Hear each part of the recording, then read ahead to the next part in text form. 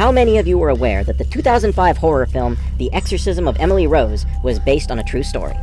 I expect the answer to that is at least as many of you as watched it, because the movie really wanted to make sure you were aware of that fact. What they do not make clear, and what pisses me off about this movie, is the fact that the true story is not a tale of some noble, courageous priest who put his career and his very freedom on the line to help a girl that modern science had failed. The story that inspired Emily Rose is the story of Anna Elisabeth Anneliese Michel from Klingenberg am Main, Bavaria, Germany, who died of malnutrition and dehydration at the age of 23 in 1976. In 1978, she was found in a court of law to have been the victim of negligent homicide. Michel was epileptic, prone to seizures, and suffered from hallucinations and depression, and her parents, along with 2 Catholic priests, deprived her of all medical attention, opting to attempt to cure her through a series of exorcisms instead. They performed over 67 rituals, verbally abusing her and reinforcing her delusions over the course of several months, while she died slowly in front of them. Bear in mind, her parents and the 2 priests were not determined to be responsible for her death merely because of the months of abuse and how the rituals contributed to her physical and mental decline.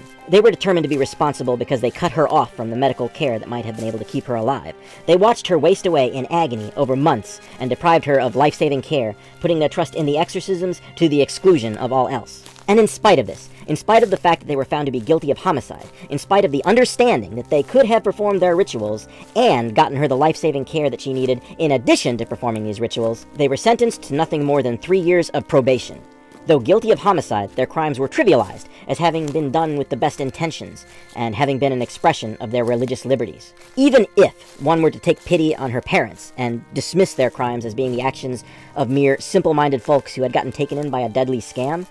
there is no excuse for administering the same level of charity to the 2 priests, to the representatives of the very same criminal organization that perpetrated this deadly scam in the first place. And the movie, The Exorcism of Emily Rose, celebrates this miscarriage of justice. The happy ending of the Emily Rose movie is that the good and noble priest, who in the movie was genuinely trying to help a girl who was actually possessed and whom the doctors couldn't help, is found guilty, yes, but he is only sentenced to time served.